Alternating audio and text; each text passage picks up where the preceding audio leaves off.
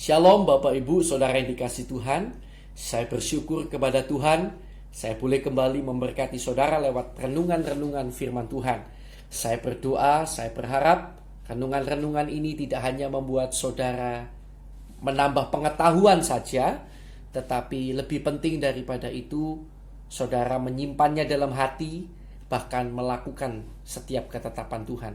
Saya rindu saudara semakin mengenal Tuhan kita dan hidup dekat dengan Dia, selalu melakukan firman-Nya.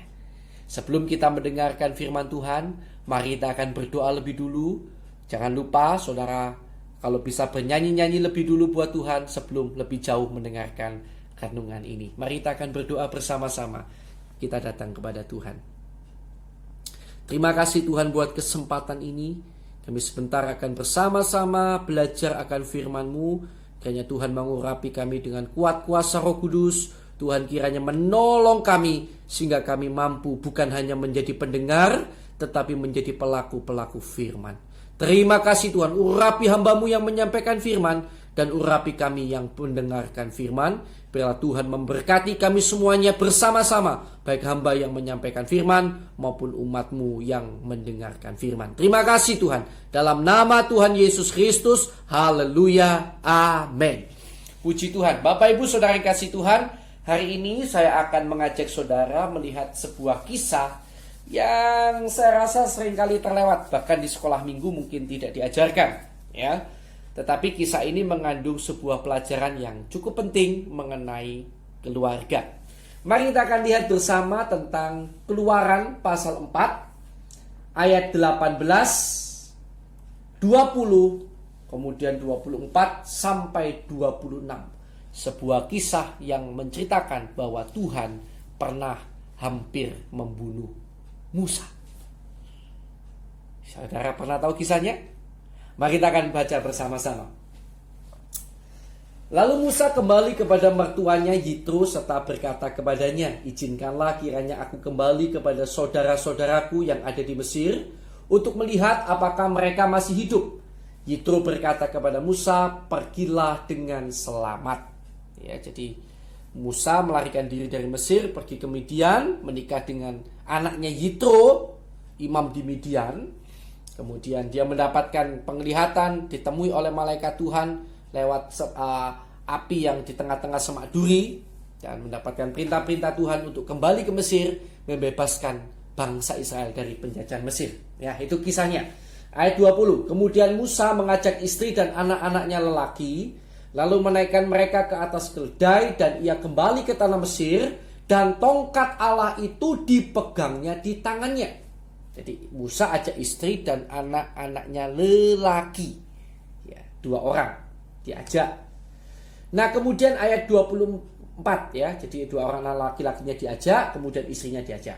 Ayat 24. Tetapi di tengah jalan di suatu tempat bermalam, Tuhan bertemu dengan Musa. Kali ini bukan menyampaikan firman, dan berikhtiar untuk membunuhnya.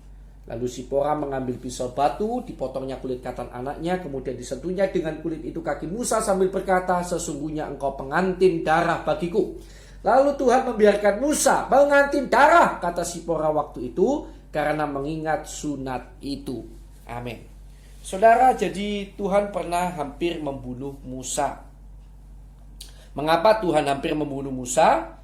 Kita bisa simpulkan alasannya dari tindakan Sipora, di mana Sipora menyunat anaknya, kemudian menyentuh kulit katan hasil sunat itu ke kakinya Musa, dan kemudian Musa tidak jadi dibunuh oleh Tuhan. Jadi bisa kita simpulkan, Musa hendak dibunuh oleh Tuhan karena Musa lupa menyunatkan anaknya. Di mana seharusnya setiap anak Israel berumur 8 hari harus sudah disunat, tetapi Musa lupa menyunatkan anaknya. Saya tidak tahu anak yang mana yang lupa untuk dia sunatkan, ya, karena ada 2 anak laki-laki yang lahir bagi Musa di Midian. Tetapi yang jelas dia lupa. Maka Tuhan hampir membunuh Musa. Nah saudara, mengapa pada masa Musa, pada zaman Musa, nah, zaman sebelum Yesus datang, zaman sebelum Allah menjadi manusia, sunat itu penting. Mengapa sunat itu penting? Pada zaman sebelum Allah datang sebagai manusia. Ternyata saudara, sunat itu penting karena sunat adalah gambaran. Sunat adalah perlambangan yang cukup penting. Perlambangan dari apa? Perlambangan dari percaya kepada Yesus. Baptisan air. Itulah yang dilambangkan oleh sunat. Ya. Coba kita lihat Kolose pasal yang kedua ayat yang ke-11. Kolose pasal yang kedua ayat 11. Ya. Jadi inilah perlambangan sunat yang harus dikerjakan pada masa sebelum Yesus datang. Dan perlambangan ini baru digenapi, baru dinyatakan arti sebenarnya itu setelah Yesus datang, Allah menjadi manusia. Ya. Kolose 2 ayat 11. Dalam Dia kamu telah disunat, bukan dengan sunat yang dilakukan oleh manusia. Perhatikan, dalam Dia kamu telah disunat, dalam Kristus kamu telah disunat, bukan dengan sunat yang dilakukan oleh manusia, tetapi dengan sunat Kristus yang terdiri dari penanggalan akan tubuh yang berdosa.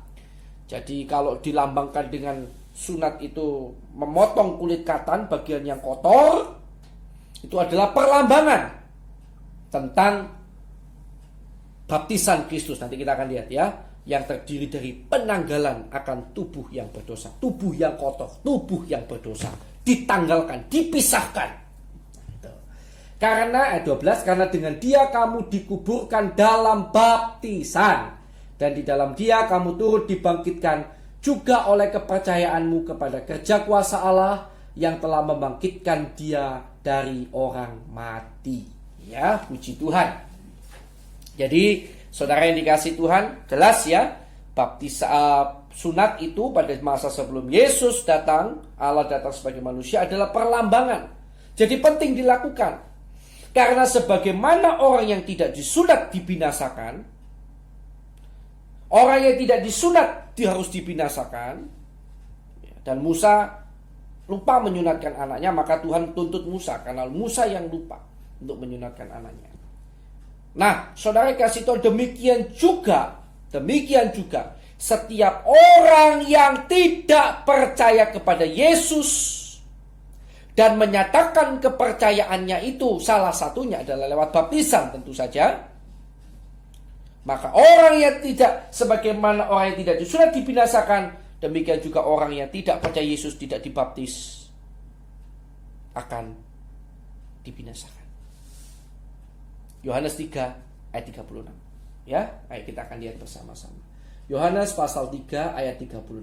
Jadi saudara bisa lihat benang merahnya ya, perlambangannya, lambangnya seperti itu, penanggalan. Kalau tidak ditanggalkan kulit katanya, dipotong, binasa. Demikian juga kalau kamu tidak dibaptis, tidak percaya Yesus, kamu binasa karena kamu tidak terjadi penanggalan akan tubuh yang berdosa, yang kotor. Ya. Coba kita lihat Yohanes 3 ayat 36. Barang siapa percaya kepada Anak, ia beroleh hidup yang kekal. Tetapi barang siapa tidak taat, perhatikan ya, awal tadi katakan barang siapa percaya kepada Anak ia beroleh hidup yang kekal. Tetapi barang siapa tidak taat kepada Anak, ia tidak akan melihat hidup, melainkan murka Allah tetap ada di atasnya. Jadi kalau saudara tidak percaya Yesus, tidak taat kepada Yesus, saudara tidak akan melihat hidup, murka Allah akan tetap ada atasmu. Ya. Dan tanda orang percaya Yesus itu adalah baptisan. Di sini saya mau tekankan juga bahwa bukan berarti kalau saudara tidak dibaptis, belum dibaptis, maka saudara tidak diselamatkan. Bukan demikian. Ya. Misalnya saudara tidak bisa dibaptis karena kondisi seperti saya contohnya. Saya itu pernah mundur 1 tahun tidak jadi dibaptis karena ada yang menentang. Ya. Tapi puji Tuhan kemudian yang menentang itu akhirnya percaya Yesus. Jadi saya mundur 1 tahun. Bagaimana kalau pada waktu saya sudah rindu dibaptis, saya ditentang sehingga saya tidak bisa baptis, ya, saya tidak bisa baptis waktu itu. Lalu kemudian saya meninggal. Padahal saya percaya Yesus, saya masuk surga kok. Yang penting percaya Yesusnya. Baptisan itu adalah lambang, pernyataan kepada dunia Menyatakan kepada Tuhan, menyatakan kepada sekeliling kita bahwa kita benar-benar percaya kepada Yesus, dan pada detik kita dibaptis sampai seakhir hidup kita mau iring Yesus sampai selama-lamanya. Haleluya. Ya. Jadi saudara yang dikasih Tuhan, itulah perlambangan dari sunat tadi. Jadi mengapa sunat itu penting? Karena perlambangan dari baptisan. Perlambangan dari percaya kepada Yesus. Ya. Nah, saudara yang dikasih Tuhan, itulah sebabnya Tuhan hendak membunuh Musa.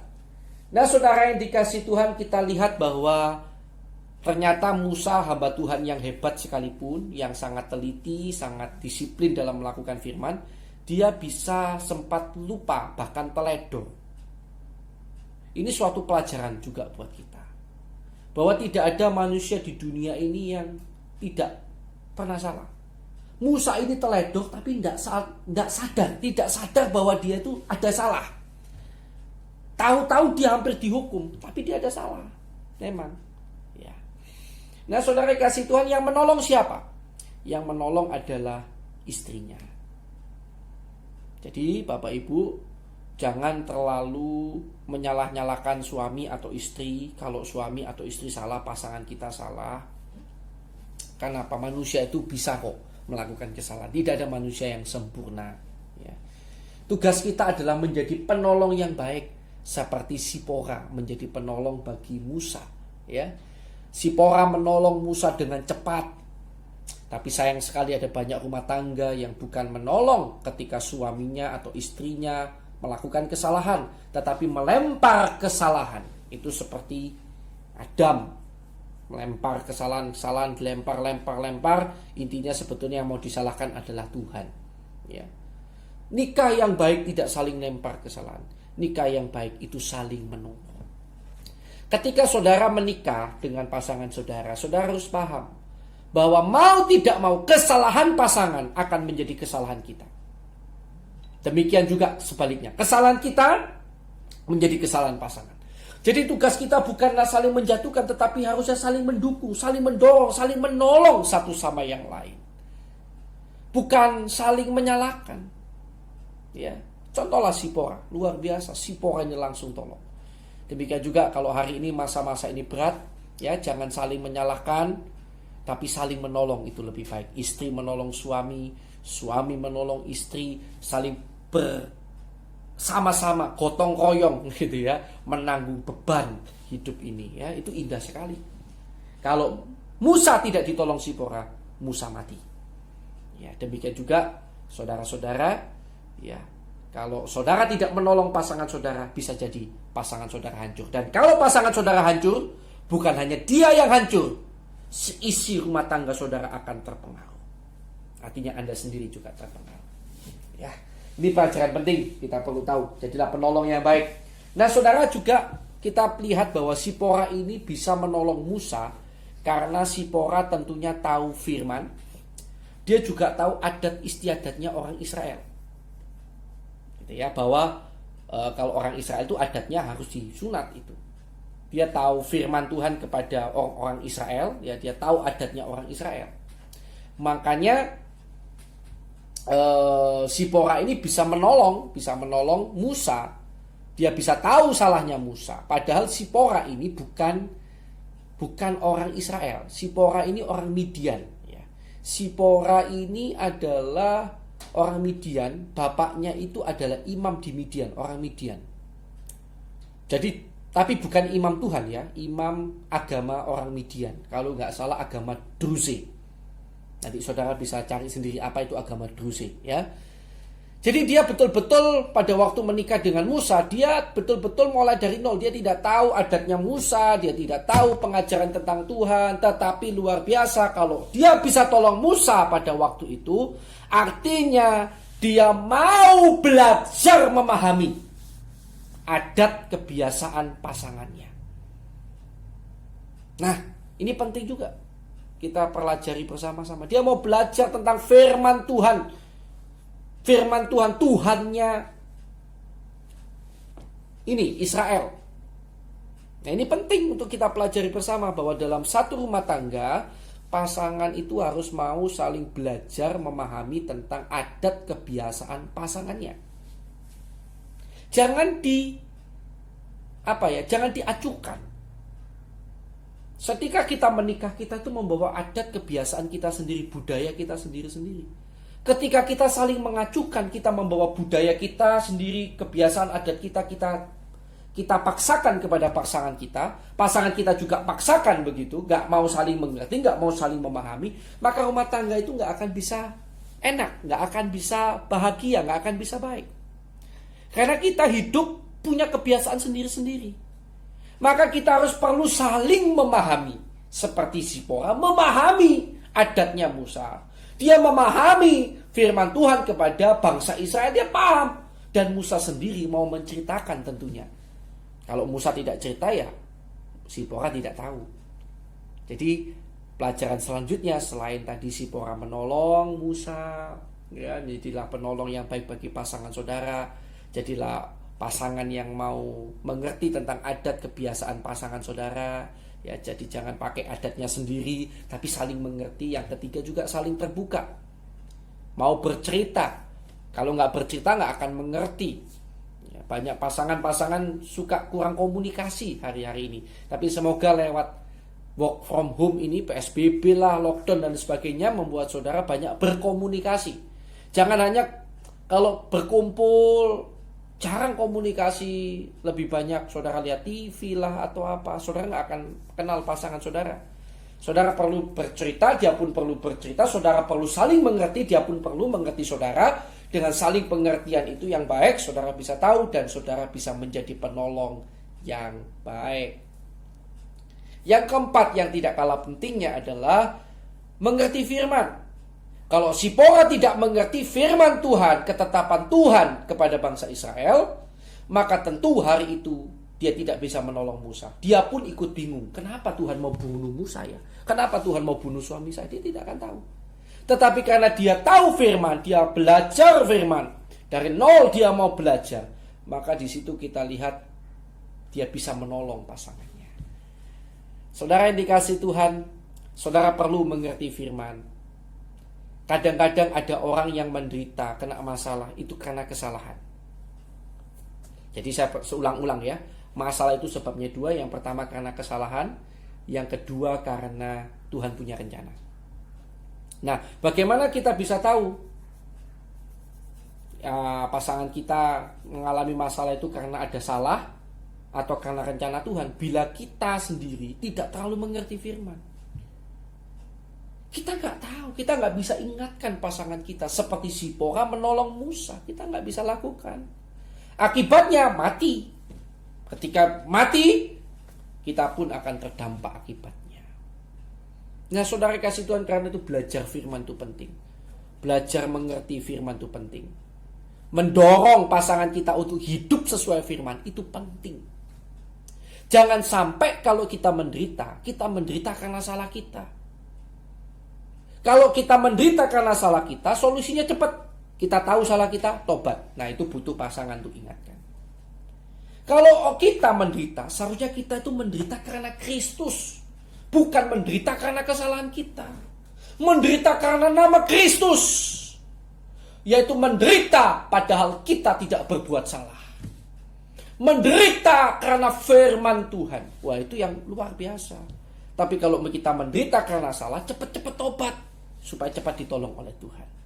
Ya, jadi yang keempat, yang terakhir buat keluarga-keluarga, yang keempat ya, yang terakhir, yang keempat adalah belajarlah firman, baik Anda maupun pasangan Anda, supaya bisa saling mengingatkan, saling mendorong hidup sesuai firman. Ya, indah sekali.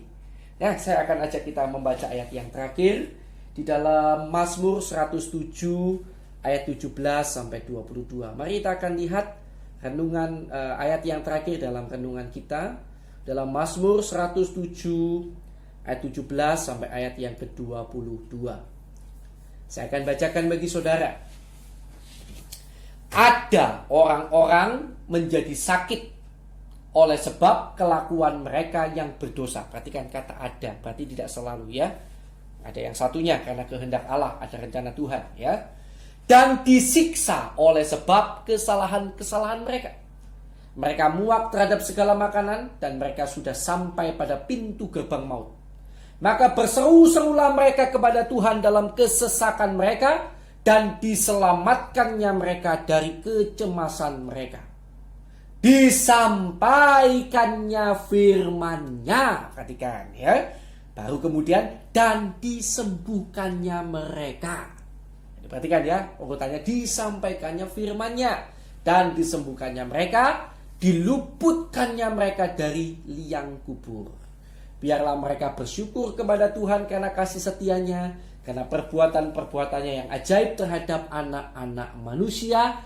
Biarlah mereka mempersembahkan korban syukur dan menceritakan pekerjaan-pekerjaannya dengan sorak-sorai. Haleluya. Jadi semoga saudara memperhatikan firman Tuhan hari ini lewat kisah Sipora yang menolong Musa. Ada pesan penting bagi keluarga-keluarga kita semua. Jadilah penolong yang baik bagi pasangan saudara. Perhatikan saudara yang dikasih Tuhan, supaya saudara benar-benar menjadi penolong yang baik ya. Jangan menjadi malah orang yang melempar-lempar kesalahan. Kedua, jadilah orang yang mau belajar memahami kebiasaan adat pasangan saudara ya. Jadi jangan tidak mau tahu, tetapi berusaha saling memahami adat kebiasaan mereka dan ambil jalan tengahnya. Kemudian yang ketiga, kita belajar hari ini, saudara harus saling terbuka supaya pasangan kita bisa mengerti kita dan kita pun bisa mengerti pasangan kita. Dan saling mengerti, saling memahami. Perbanyak komunikasi. Yang terakhir, pelajaran yang luar biasa hari ini, belajarlah banyak-banyak akan firman Tuhan supaya saudara bisa menolong pasangan saudara. Kalau pasangan saudara ada salah, saudara minimal bisa melakukan sesuatu untuk menolong dia. Ya, karena saudara tahu firman. Kalau saudara tidak tahu firman, jangan-jangan suatu saat saudara mengalami hukuman, tetapi saudara tidak sadar bahwa saudara sedang dihukum atau pasangan saudara sedang dihukum karena kesalahan. Dan itu sayang sekali. Karena caranya mudah sekali. Bila saudara dihukum karena kesalahan saudara, caranya mudah sekali sebetulnya. Sadar tentang apa yang salah, kemudian bertobat. Selesai. Ya. Jadi mari kita hidup benar-benar menjadi penolong bagi pasangan kita. Tuhan Yesus memberkati kita. Mari kita akan berdoa bersama-sama. Terima kasih Tuhan buat pelajaran hari ini. Biarlah keluarga-keluarga kami senantiasa ada dalam damai sejahtera, sukacita, pertolongan dan kasih karunia yang daripada Tuhan. Kiranya Tuhan memberikan pertolongan agar keluarga kami senantiasa kuat, bahkan di tengah-tengah situasi yang susah. Biarlah tidak ada satupun keluarga yang hancur, tetapi keluarga kami semuanya boleh berdiri kokoh karena kasih karunia Tuhan. Terima kasih Tuhan, kami mengucap syukur kepadamu. Terima kasih Yesus. Di dalam nama Tuhan Yesus Kristus, berkat-Mu ada atas kami semuanya. Haleluya. Amin. Tuhan Yesus memberkati saudara.